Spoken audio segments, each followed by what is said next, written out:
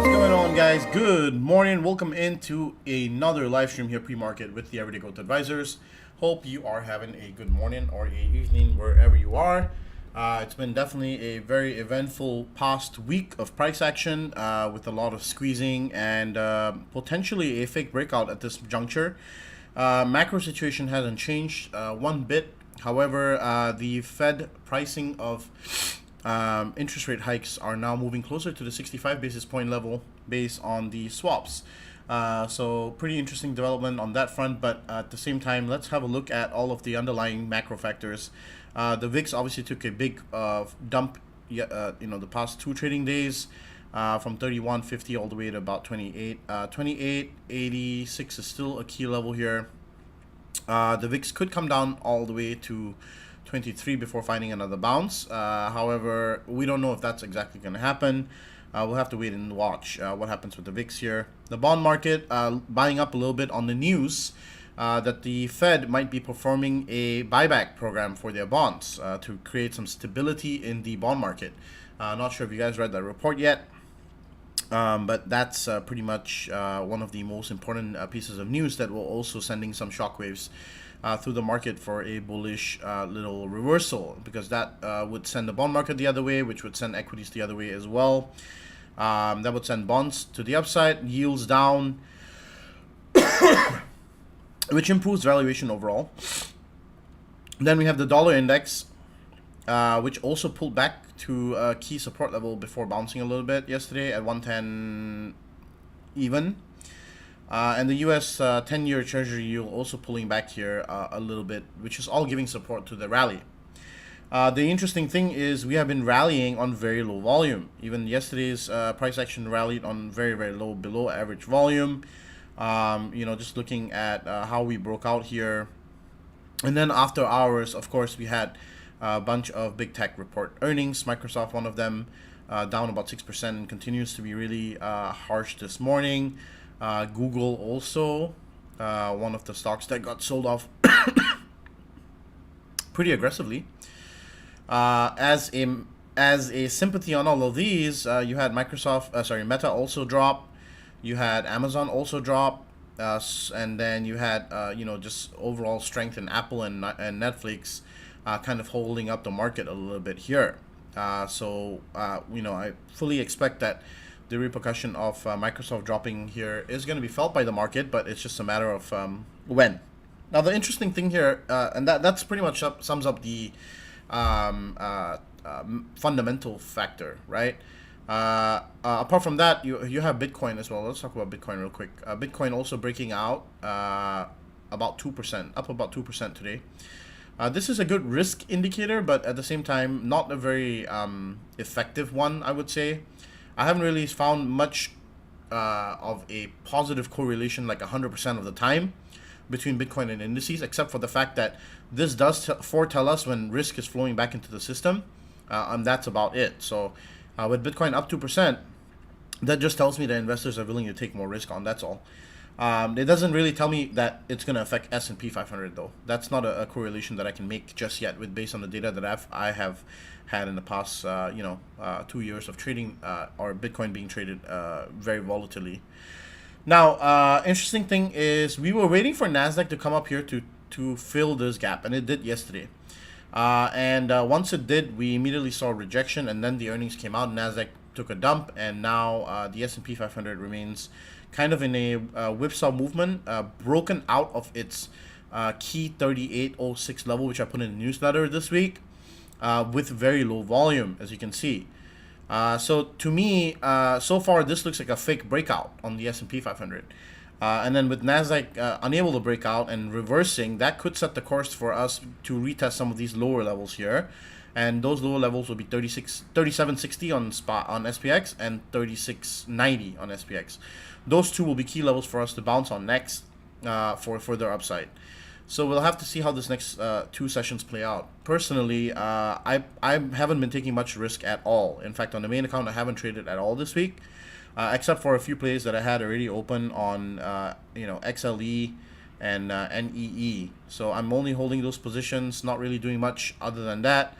Haven't traded one bit on the main account, and I don't intend to The small account had some high risk shorts that are still open, and I need a big move down in order for those shorts to be somewhat profitable. Right now, that account looks like it's, you know, in some really deep red, but that's okay because, you know what, it's a small account. It doesn't really matter. At the end of the day, I was trying to grow that account with $5,000, and you know, it's not much that can be expected out of it. However, we will obviously be trying to claw our way back from that account as well. It's just a matter of timing here and see when this wave down can happen into these lower levels here on NASDAQ and SPX. So we'll be watching that closely. Some other tickers that I had posted on, you know, day before yesterday or yesterday on the Discord were NVIDIA, right, for the breakout and the play up to 125, 130. And then also Pfizer for the play up to 145 and above. And then MicroStrategy for the play up to 217 and then 250. And then what else? We also were talking about XOM for continued ascend here, but it has been kind of chopping. And last but not least, Caterpillar for the play up into this upper level of 200. So these were some of the opportunities I posted on Discord. And let's just see, some of them have moved really nicely. NVIDIA all the way up to 132, but now it's pulled back to 128 pre-market. Pfizer moved up to 45 and it's kind of hovering at 45. So that was, these two trades already hit. The one that I really missed was MicroStrategy. What a huge move. Went up to 250, went up to 260, and then 270, and still looks like it wants to continue climbing. So this was a huge breakout from a nice pennant, which was a wedge down kind of formation. And XOM still remains at around 105. Caterpillar also on its way up to 199 to 200 here. So the risk to reward ratio to the upside here is not that good anymore. These are some of the trades that we were just looking at. Of course, we have that swing trade open in NEE. This to the upside. I have some $80 calls for December. And we'll be watching for this one to continue moving to the upside. Now, the last shoe and last hammer to fall is Apple before the market makes a decision. That should come on, I think, Thursday or Friday. I think Apple reports on Friday. And, you know, that will be the main thing that will choose the market direction in the short term. So that'll be really interesting to see. Also, Tesla has been having a tough time breaking out of this 225 or 220 level. 224 rejected once again. And we'll see. Yeah, it got rejected and it looks like it wants to make another wave down perhaps.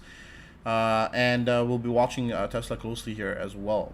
As usual, put your tickers down if you have any questions. If not, this is where I'm going to end the stream. Keep it short and simple nowadays for you guys so that it's easy for you to follow. Today's plan for the S&P 500 is a break below 38.06 and a rejection of 38.06 will give us the downside at 37.60. So I might do an intraday short play here if I can get that opportunity. If we fail to break below 38.06.07, then we play the long side up to 3900, and that's just going to be the play here. As for NASDAQ, we want to see the break below 11.326 here for that continued descent. So we'll have to watch closely here as you know, we get into this very interesting phase of the market. Things are very uncertain right now, and definitely not the time to be taking unnecessary risk. As usual, as I always say, you know, just keep it light here. Keep it light. Can you show TQQQ? Sure.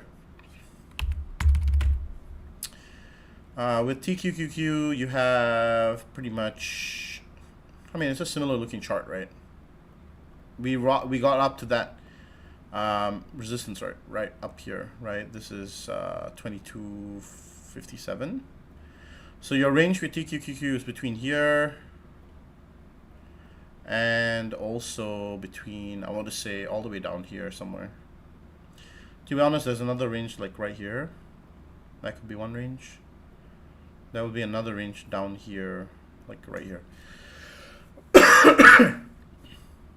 And if you pull back this entire wave from top to bottom, then you are looking at a 50% retrace easily, which would come to around $19.48. That should be the key level for us to retrace back to before another bounce.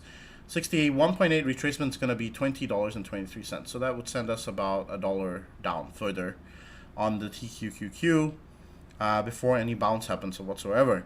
If we get the 61.8 and start rejecting it, that's going to send us further down into the 23 and then ultimately back into the 16 bucks. So That will be really interesting to see here. But really nice kind of a pattern here. We really failed to break out. So as I was saying, you know, I didn't feel comfortable trading this just yet in the past couple of days. But yeah, truly appreciate you guys, you know, tuning into this pre-market stream. Once again, if this is your first time here, make sure you hit subscribe and click the like button. Appreciate it. And thanks for taking the time out to be here. Any other tickers that you guys want me to go through, go ahead and post it in the chat. Now, if TQQ is able to hold above $23 today, for some reason rally up above $23, then you know there's all that upside into about 25.50 or so. So you gotta also take the upside scenario here. The other one was semiconductor ETF.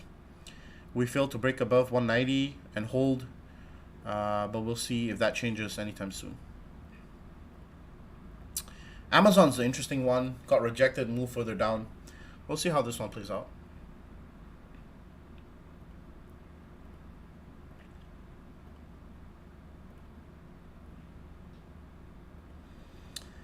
Alrighty, then. Well, I guess if you guys don't have any more tickers or anything for me, I will end the stream here. Keep it short and sweet. Appreciate you guys tuning in. Once again, see you guys on Friday for the next update. Also, make sure you sign up for the newsletter. And we also have the next episode of the podcast ready to listen to. It's on YouTube and Spotify. Make sure you check it out. Really good stuff on there. Yeah, peace, guys. Take care.